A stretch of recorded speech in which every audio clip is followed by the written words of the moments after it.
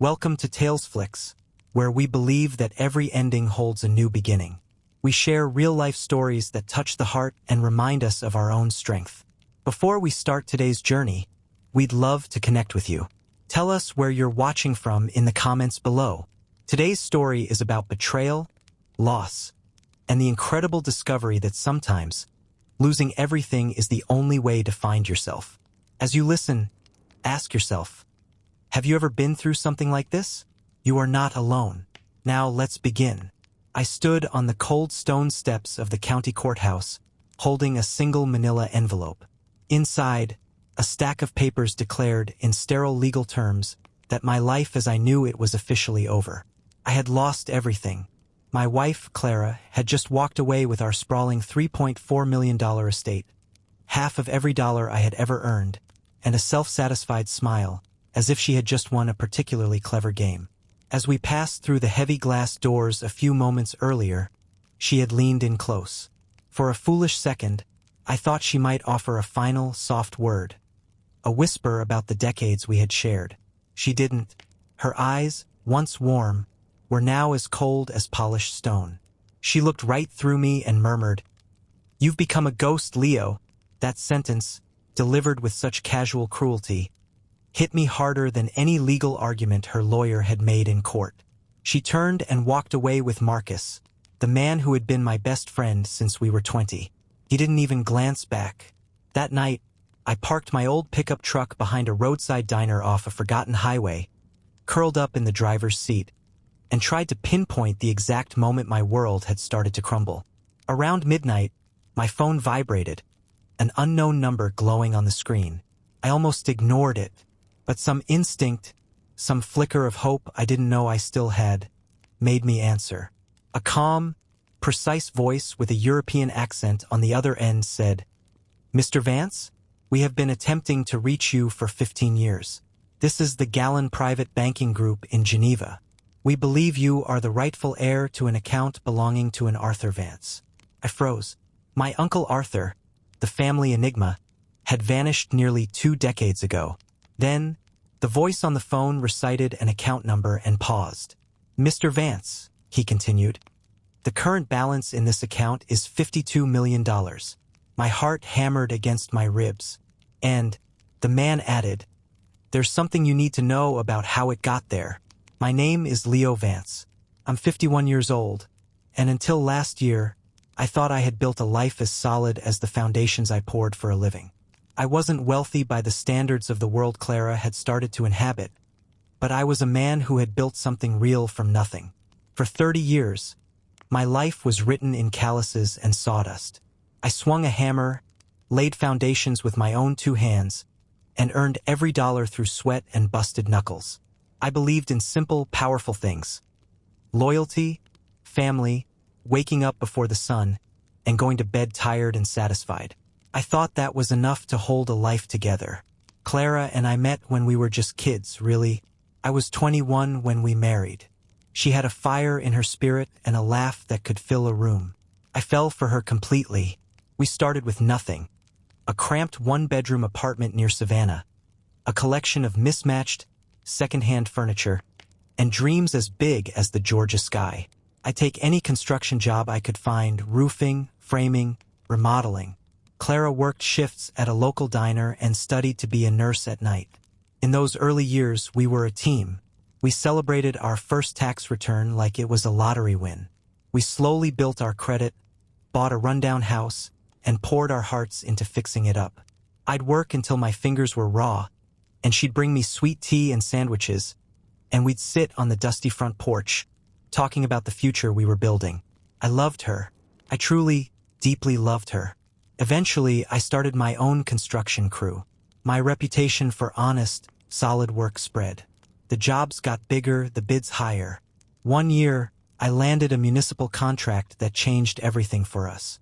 We went from scraping by to being comfortable. That's when I surprised her with the estate. It wasn't some modern glass palace.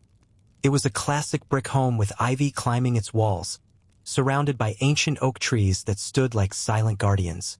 It was nestled in the quietest part of the county, with 5 bedrooms, a wine cellar we never used, and a garden Clara said she'd fill with lavender but never did. It cost $3.4 million. I put most of it down in cash. I thought I was giving her the dream we had talked about on that dusty porch. She called it our forever home, but something shifted in her after we moved in. Clara began to change. She joined a prestigious country club, then a local charity board. Her hair was always perfectly styled, her nails always manicured. She started talking more about wine pairings and charity galas and less about having dinner together at home. I told myself it was just growth. People change. I figured I just needed to keep up. Still, I tried to keep our foundation solid. I spent weekends with our daughter, Sophie. She's 23 now, a brilliant young woman with my stubbornness and her mother's sharp wit. We'd watch old movies, walk the dogs, and fish off the dock whenever we could steal the time. My mother, Eileen, still lives in the small house I grew up in, just outside of town. Every Sunday, I'd bring her over to the estate for dinner, even when I could feel Clara's quiet disapproval. And then there was Marcus. He was more than a friend, he was my brother. We had been through everything together. We'd built decks, gone on hunting trips, helped each other move. When my father passed away, Marcus was the one who held my mother's hand at the funeral when my own words failed me. I would have taken a bullet for him. I trusted him completely. Maybe that's why I never saw what was happening. Or maybe I just didn't want to. Clara and Marcus started spending more time together. Charity events, late-night planning meetings. She'd tell me I was always too tired from work, that I wouldn't enjoy it anyway. I didn't argue. I just kept working, thinking that if I just provided more, worked harder, she'd see the love behind the exhaustion. But the space between us grew into a canyon. Our conversations became shallow. She started sleeping in the guest room more often than not. I'd lie awake at night, staring at the ceiling, wondering how we had gotten so far from those porch-sitting, sandwich-sharing days. I kept remembering something my Uncle Arthur told me when I was 17. He was the odd one in our family, drove a vintage Bentley, wore cufflinks to Thanksgiving dinner. He once looked me square in the eye and said, "Leo, never mistake a fancy roof for a strong foundation. Sometimes, all it does is keep the truth from falling on your head." I didn't understand it then. I do now. The collapse wasn't a single event. It was a slow, quiet erosion. Trust wore away like sandstone in a river. I kept hoping she'd turn back to me, that we'd find our way back. But she was already gone, emotionally, mentally. All that was left was the paperwork. And even then, I never expected her to be so ruthless. It happened on a Thursday. I remember because I always tried to get home early on Thursdays. I'd been overseeing a big project a few hours away and wrapped up early. On the way home, I stopped at that little bakery she loved and picked up her favorite peach cobbler, still warm in its box. I had this foolish, hopeful idea that we could sit on the back patio, just the two of us, and talk like we used to, maybe find a single spark to hold on to. When I pulled into our long, winding driveway, I saw Marcus's truck parked near the garage. It wasn't unusual. He came by sometimes, but something felt wrong. The house was too still, the air heavy with a silence that wasn't peaceful. I walked in through the back door and heard a sound from upstairs. A soft, muffled laugh. Her laugh, the same one that used to be reserved for me. I didn't storm up the stairs. I didn't shout. A cold dread washed over me as my gut screamed a truth I didn't want to face. I walked up slowly, each step feeling like it was sinking into mud. When I reached our bedroom door, I heard his voice, then hers again, softer this time. I opened the door, and there they were, my wife and my best friend. There was no shame on their faces, no panic, just the flat, quiet calm of two people who have been caught but don't care enough to lie. Marcus fumbled for his shirt. Clara didn't move. She just sat on the edge of our bed, looked at me with those cold, empty eyes and said, "You're early." Marcus mumbled something hollow and weak. I wasn't listening. I turned and walked out. I didn't punch a wall. I didn't scream. I went down to the garage, sat on a stack of plywood, and stared at the concrete floor until the world stopped spinning.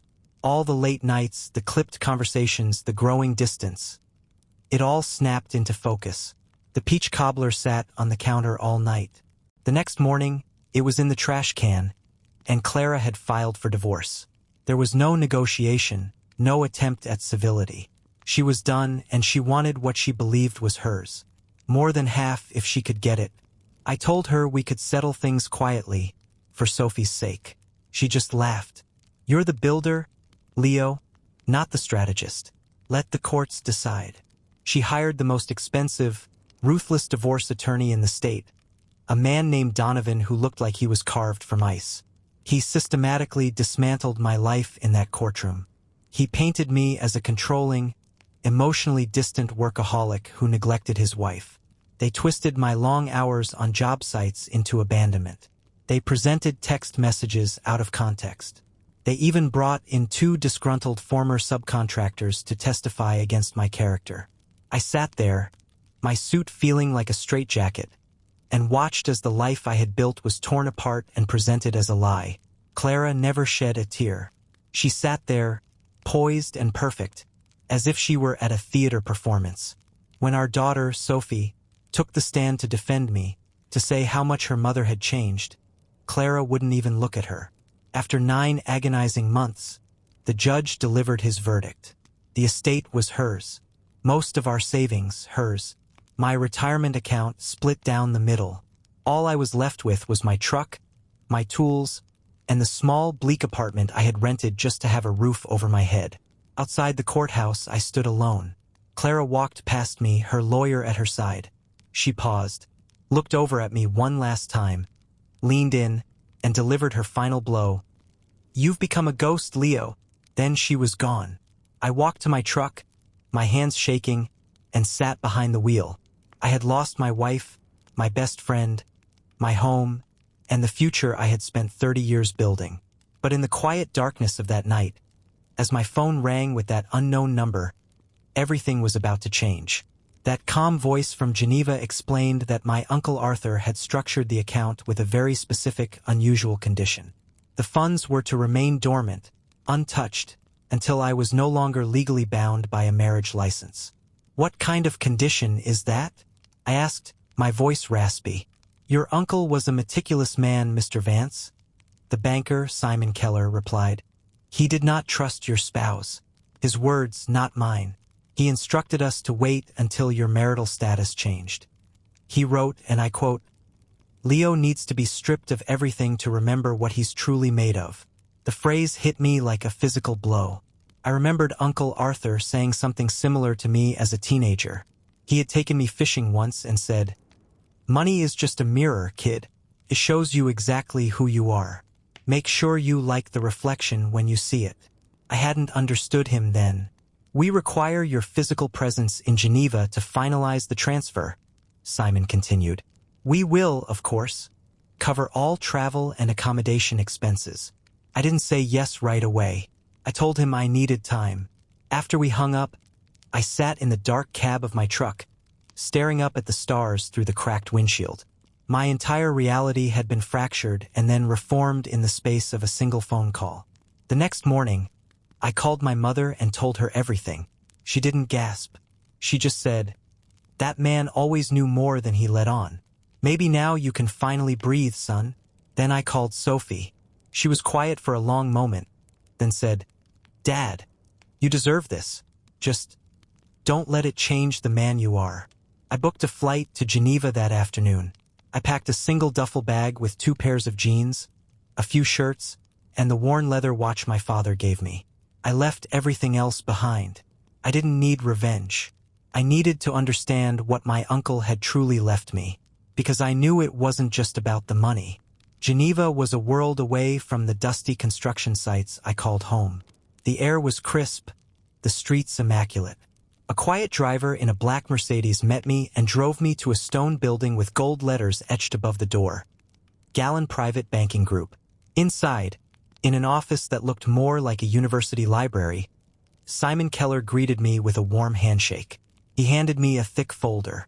It contained not just financial documents, but handwritten letters from Uncle Arthur, locked away for me. The first one read, Leo, I know this won't make sense at first, but I watched you from afar. I saw the good man you became, the way you built with your hands and led with your heart. I couldn't leave this to you while you were married to that woman. I am sorry, but I saw her ambition long before you saw it as love. I am leaving you not just money, but freedom." My eyes welled up. For years, I thought he had forgotten us. Instead, he had been building a lifeboat for me the entire time. I signed the papers, and just like that, my life changed again. But it wasn't about the number in the account. It was about what came next. On the flight home, I wasn't the same man. The bitterness from the divorce hadn't vanished, but something else had settled in its place. A sense of profound clarity. I hadn't lost everything. I had just been stripped down to my true foundation. My first call was to Sophie. She didn't ask for a thing. She only asked, "Does this mean you're coming home?" "Yes," I told her. But home wouldn't be that empty apartment. I bought a sprawling ranch in Montana, a place with open land, a wraparound porch, and a sky so big it made your problems feel small. I fixed it up myself, laying the floors, installing the windows, building the deck. Every nail I drove was a protest against the ghost they tried to make me. A week later, Clara found out. She called. I let it ring. She called again. This time I answered. "Leo," she said, her voice softer than I'd heard in years. "I made a terrible mistake. I was angry and confused. We could try again." I listened quietly as she spoke. When she was done, I replied, "You didn't love the man, Clara. You loved what the man could give you. Now that I'm worth more on paper, you want back in. But I'm not the same man you walked away from." She started to cry. I waited.